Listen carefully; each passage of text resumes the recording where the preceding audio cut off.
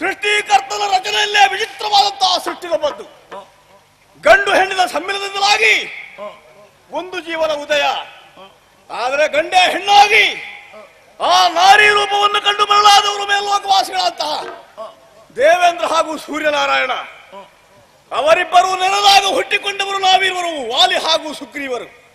ಹಾಗಾಗಿಯೇ ಸೃಷ್ಟಿಕರ್ತನ ರಚನೆಯಲ್ಲಿಯೇ ವಿಚಿತ್ರವಾದಂತಹ ಸೃಷ್ಟಿ ತಾನು ಹೇಳಿದೆ. ವೃಕ್ಷರಜಸ್ಸು ಮಹಾರಾಜ ಸಂತಾನವನ್ನು ಕಾಣದೆ ಪರಿತಪಿಸುತ್ತಾ ವಿರಾಗದಿಂದ ವನವನ್ನು ಸೇರಿದ. ಯಾವ ಸಂತಾನ ಭಾಗ್ಯ ಅವನಿಗೆ ನಾಡಿನಲ್ಲಿ ಒಲಿಲಿಲ್ವೋ ಅದು ಕಾಡಲ್ಲಿ ಒಲಿದು ಬಂತು. ಹಾಗೆ ಉಭಯ ಮಕ್ಕಳನ್ನು ಕರೆತಂದು ಬೇಕಾದಂತಹ ವಿದ್ಯಾಬುದ್ಧಿಯನ್ನು ಉಪದೇಶ ಮಾಡಿ ಕಿಷ್ಕಿಂಧೆಯ ಪೀಠದಲ್ಲಿ ವಾಲಿಯಾದಂತಹ ಕುಳ್ಳಿರಿಸಿ ವಾನಪ್ರಸ್ಥಾಶ್ರಮವನ್ನು ಕೈಗೊಂಡವರಿದ್ದಾರೆ. ಗೋಲಾಂಗೋಲ ಸಾಮ್ರಾಟರಾಗಿ ವರ್ತಮಾನ ಕಾಲದಲ್ಲಿ ಮೆರೆಯುತ್ತಾ ಇದ್ದೇನೆ ನಾನು. ಕೇವಲ ಅಷ್ಟೇ ಇದ್ರೆ ಸಾಲದು, ಆಚಾರವನ್ನು ಹೇಳಿಕೊಡಬೇಕು. ಮರದಿಂದ ಮರಕ್ಕೆ ಹಾರುತ್ತಾ ಕೊಳೆತ ಹಣ್ಣುಗಳನ್ನು ತಿನ್ನುತ್ತಾ ಕಾಲವನ್ನು ಕಳೆಯುವುದಲ್ಲ ಕಪಿಗಳು ಸಂಸ್ಕಾರವಂತರಾಗಬೇಕು. ಅದಕ್ಕಾಗಿ ಆಚಾರವನ್ನು ಹೇಳಿದೆ. ಆಚಾರವನ್ನು ಹೇಳಿದ ಸಾಲದು, ನಾನು ಅನುಷ್ಠಾನ ಮಾಡಬೇಕೋ ಬೇಡವೋ? ನಮ್ಮ ಆಚಾರ ಪ್ರಾರಂಭವಾಗುವುದೆಲ್ಲಿದೆ ಗೊತ್ತೇ? ಕಾಲದಳು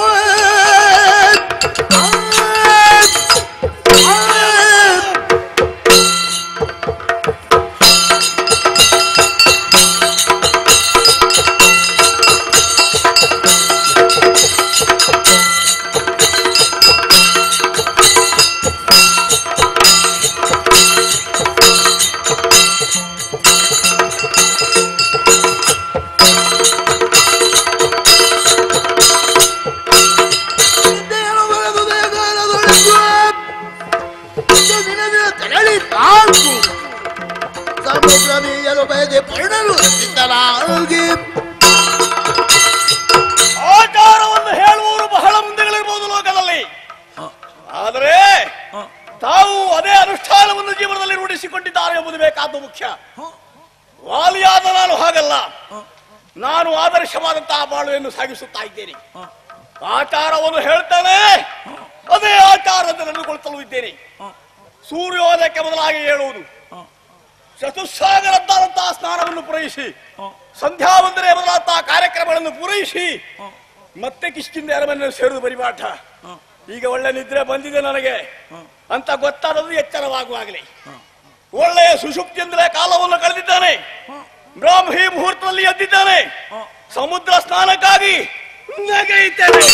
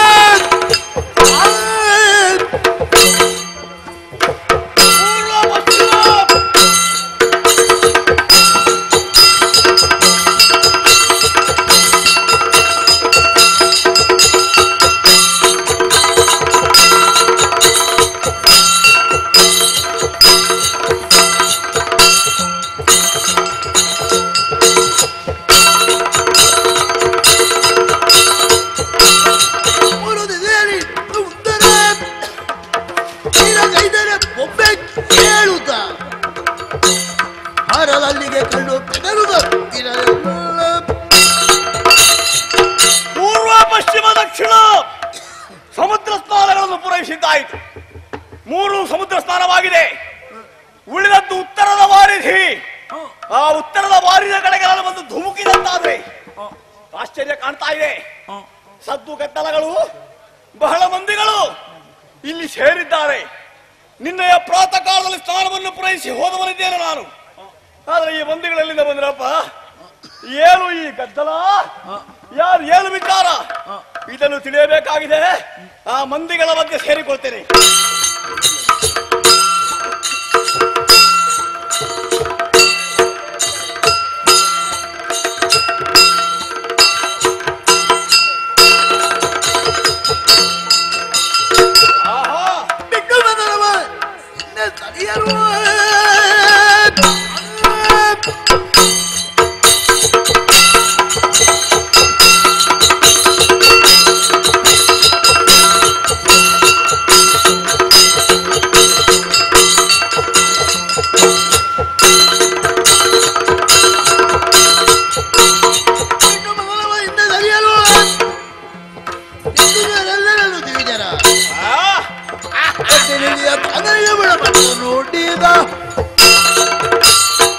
ಏನು ಆಶ್ಚರ್ಯವಿದು!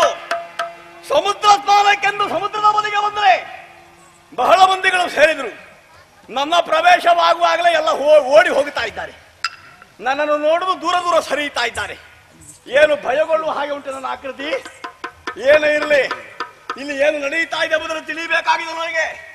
ನನ್ನ ಪರಿಚಯದವರು ಯಾರಾದ್ರೂ ಇದ್ದಾರೆ ಅಂತ ನೋಡ್ತೇನೆ.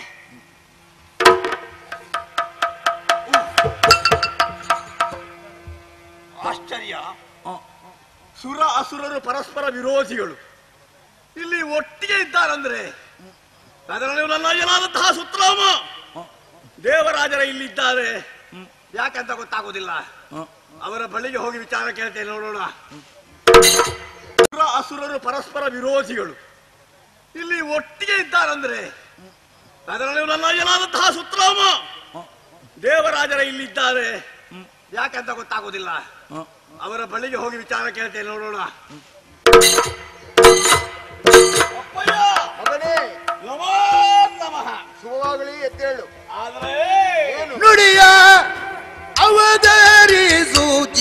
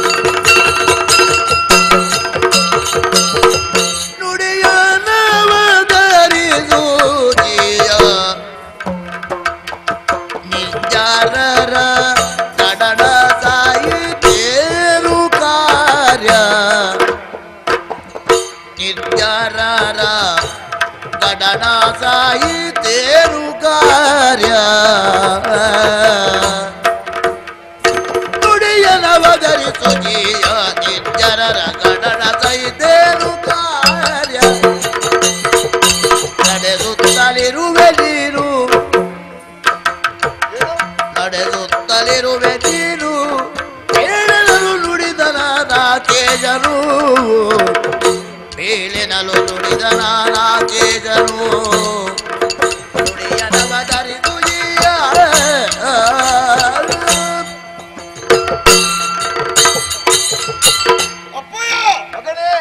ಮತ್ತೊಮ್ಮೆ ವಂದಿಸುತ್ತಾ ಇದ್ದೇನೆ. ಎದ್ದೇಳು. ಆಶ್ಚರ್ಯವಾಗಿಯೇ ಕಾಣ್ತಾ ಇದೆ ನನಗೆ. ಯಾಕೆ?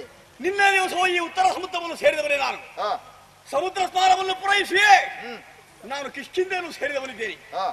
ಆದ್ರೆ ಏನು? ನಿನ್ನೆ ಬರುವಾಗ ಈ ಮಂದಿಗಳು ಯಾರು ಇಲ್ಲಿ ಇರಲಿಲ್ಲ. ಹೌದು. ಇವತ್ತು ನೋಡ್ತಾ ಬಹಳ ಮಂದಿಗಳು ಕಾಣಿಸುತ್ತಾ ಇದ್ದೀರಿ. ಪರಸ್ಪರ ವಿರೋಧಿಗಳಲ್ವೇ ರಾಕ್ಷಸರು ದೇವತೆಗಳು. ಹೌದು. ಇಲ್ಲಿ ದೇವತೆಗಳು ಇದ್ದಾರೆ, ರಾಕ್ಷಸರು ಇದ್ದಾರೆ. ನನ್ನನ್ನು ಕಂಡಾಗ ಹೆದರಿ ಓಡಿ ಹೋಗ್ತಾ ಇದ್ದಾರೆ ಕೆಲವರೆಲ್ಲ. ಭಯಗೊಳ್ಳುವ ಹಾಗೆ ಉಂಟೆ ನನ್ನ ಆಕೃತಿ? ಇಲ್ಲ. ಇರ್ಲಿ. ಆದರೂ ಜೊತೆಯಾಗಿ ಕಲಿತು ಮಾಡುವಂತಹ ವ್ಯವಹಾರ ಏನು?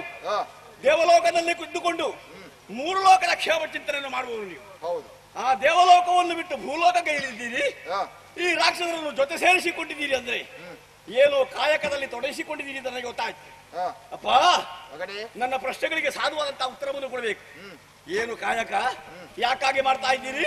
ಹೇಳ್ಬೇಕಪ್ಪ. ಹೇಳಿ.